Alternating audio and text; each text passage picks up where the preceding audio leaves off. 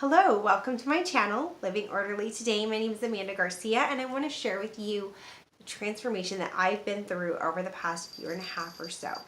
So I have not always been a super organized person. I've not always been the best housekeeper. And this is something that for me, I've always worked. I've always been very successful in my professional life, in my educational life. I feel like I'm a pretty decent mom. However, if my house isn't clean, I do not feel like I'm a valuable human being. I feel like I'm letting myself down. I feel like I'm letting my family down. I feel like I'm not doing what I need to do to live my life and that I'm just not successful. So, being someone who has not always had the neatest house, it has been very rewarding for me to kind of get a handle on what I need to do to make sure that my house always looks presentable and that it's semi-organized and clean and always company ready, at least usually company ready. So I want to share with you some of the tips that I have started to implement into my life. First of all, let me share with you a couple of books, and I'll link these books in the link below, that have really helped me. So this one is The Life-Changing Magic of Tidying Up by Marie Kondo, and this book is so motivating and so valuable. I have found that one of the most important things you can do in terms of getting a handle on your home and making sure that it's always clean and company ready is getting rid of clutter. We have so much clutter, and I'm sure you do too. Things like Happy Meal toys. Who needs a whole bin of Happy Meal toys? They get everywhere, you step on them. There's never a real place to put them because no one actually wants them. Throw them away. If you have children, they grow out of their things so quickly, and if you're not on top of getting rid of things, you're buying their new shoes or their new rain gear, new school uniforms, and if you don't get rid of the old ones quickly, you have a giant mess in their closet, and they can only wear half or a quarter of what's in there, and yet everything seems to come out every time they get dressed. So getting rid of your clutter is definitely key to keeping your house organized, and this book really shows you step by step how to do it. I will say, full disclaimer, I did not go through the entire process of taking out everything and going through every single thing, but we did use this book extensively in terms of determining how to decide what to keep, how to decide what to get rid of, and it was just amazing and super motivating. So I would highly recommend this. I understand she also has a graphic novel now that I'm really interested in reading. She has another book too that follows up on just kind of a step-by-step companion guide to this. So I highly recommend this one. The other one that I really recommend is called At Home with Madame Chic, and this book is by Jennifer Scott, who is amazing. She has a blog, Daily Connoisseur, and she also does video blogging twice a week. But this book is fantastic because it really just goes through all of those little things that make your house a home. She talks about entertaining. She talks about how to make sure that you have everything kind of together and how to do that. So this is another one I highly recommend. Super motivating, and again, I'll link it below. But yeah, great books. All right, so definitely books are a great way to get started on getting organized, getting in the right mindset. You do kind of have to change your mindset, and that's something that for me, it's taken about a year to complete that mindset training. I knew before I would be really overwhelmed. Maybe this sounds familiar to you, but you come in, you've worked a long day at work, you've gotten the kids, you have dinner on your schedule still, the laundry's not done, you have your arms full of whatever it is that you carried back and forth to work with you. So you walk into your house and everything gets set on the floor, and you're racing to the kitchen to make sure that the dogs have food, and you're starting to defrost the chicken, and you're stressed out. And then this happens every single day, Monday through Friday. And by Friday night, you get home and you can't even walk through your entryway because it has 5 days of shoes piled up. And there's, that permission slip that was supposed to be signed on Tuesday is still sitting there. And somehow the kids' backpacks have multiplied. And they not only took all of their winter gear, but somehow their swimming and life jacket stuff is also on your entryway floor. You have no idea where all of this came from, but you can barely walk into your house now because everything has just been dumped in the by the door when people get in. They're so glad to be home. They dump their stuff and then they rush off. So if that sounds at all familiar to you, that was my life for a very long time. And now we've gotten to the point that we have managed to overcome that. So step one is definitely getting rid of the clutter. The more clutter you can get rid of, the less things you're going to have to put away. Get rid of everything. Go through drawers, go through closets, go through toy boxes. The other thing I would say is if you aren't getting rid of everything, put away the things that you don't use. So seasonally, I would definitely keep out all of the clothing that you need for the current season that you're in, and the clothing that you will need but don't need out right now, put it away. Put it in a suitcase, put it in a box, and stick it away either in your garage or up in the closet, somewhere where it's not accessible. And that way you don't have it everywhere. There's not a chance that the kids are going to go looking for something and pull out everything and suddenly have a giant mess. They only have a limited amount of things in order to make a mess with. And so it's less mess to clean up in the end. So get rid of clutter, put away toys that they're not using, anything that's seasonal, put away.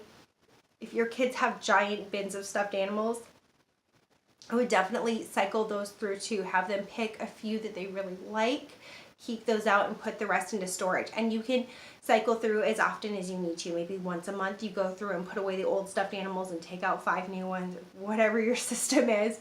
But you don't want to have all of that stuff out and available. The more that's out and available, the more likely that all of that is going to end up on your floor. So get rid of clutter. The second thing that I would highly recommend, and this is something that's been really important for me, is I sweep my floor every single day. I have found that if I take the time, and it takes 2 minutes to run a broom through the house, then anything on the floor in my way is more likely to get picked up and put away at that moment. So if the kids leave their shoes on the floor, if I'm sweeping and I sweep into their shoes, I'll just pick their shoes up and put it away. If they leave their backpacks out as I'm sweeping, it'll be a reminder to me to tell them, hey, come get your backpacks and put them away. So sweeping the floor every day, it only takes a couple of minutes, but it makes sure that you don't have, dirt and trash on your floor.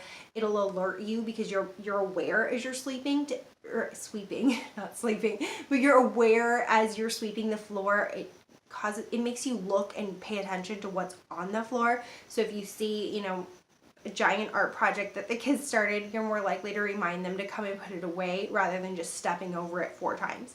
So sweep your floor every day. If you sweep your floor every day, at least in the living areas, living room, dining room, kitchen area, it'll keep your floor nice and clean, but it'll also remind you to put away those other things that you're going to run into.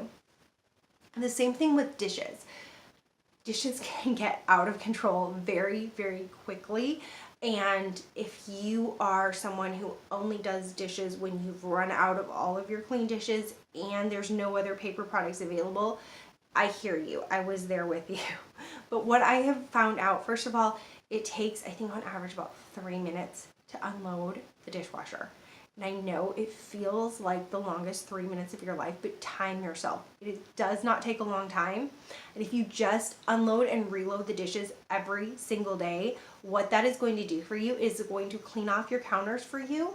And once the dishes are off the counters and out of the sink, your kitchen just looks so much better, and you're so much more motivated to take that extra 30 seconds to a minute and a half to wipe down your counters, put away anything else that might be out, and make your kitchen look nice. And let me tell you, when your kitchen looks nice, your entire house feels better.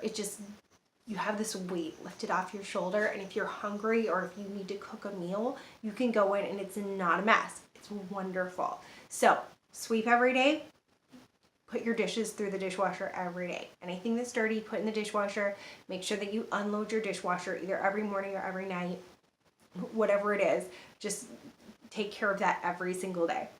The other thing is make your bed. And I know people say this and it sounds so cheesy. You're just going to get in it, at night. It's just going to be a mess again. But let me tell you, it makes such a difference. When your beds are made, you're more likely to put away anything on your floor because the bed looks neat and you want the floor to look neat. So if you make your bed, it takes about 2 minutes.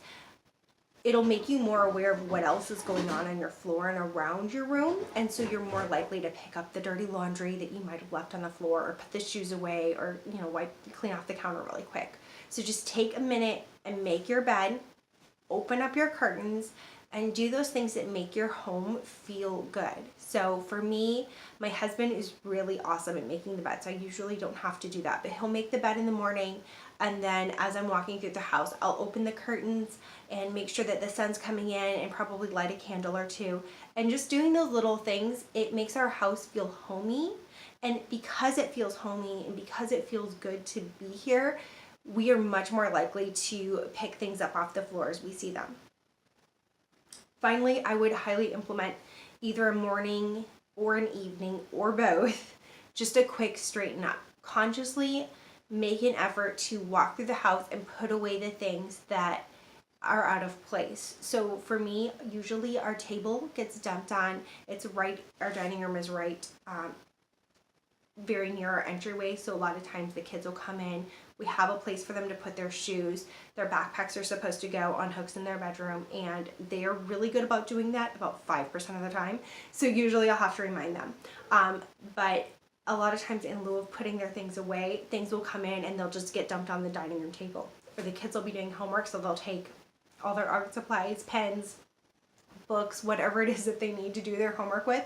They'll dump it on the table, and then it'll stay there. Or my husband does the same thing. He comes home, dumps the stuff on the table. So when I do a quick tidy up, it's usually I go through and make sure the dining room's cleaned off, the table's cleaned off, the dining room's cleaned up. And I don't do this all myself. A lot of times what I'll do is I'll go through and I'll be cleaning up, and as I'm picking things up and putting them where they go, if I see 4 or 5 things that belong to my daughter or my son, I'll have them come in and put their own things away. But it reminds me to remind them if I'm making the effort to walk through. So I'll go through, I will, in the morning, I'll light candles, I'll make sure things are put away, I will put the toaster away from breakfast, just make sure everything looks kind of picked up. And then in the evening, the same thing. I'll go through and I'll pick up anything that doesn't belong where it goes, so that when we go to bed at night, the house looks nice and neat. Even if it isn't super clean, it's nice and neat looking. And in the morning, it's ready for the day. The curtains are open, it's bright, there's candles burning, it feels good in here, and it makes the whole day go better. So I would love to hear about your tips for cleaning your house and keeping it neat, any transformations that you've been through in terms of changing your cleaning routines, and post in the comments below. Thanks so much, everyone. Have a great day.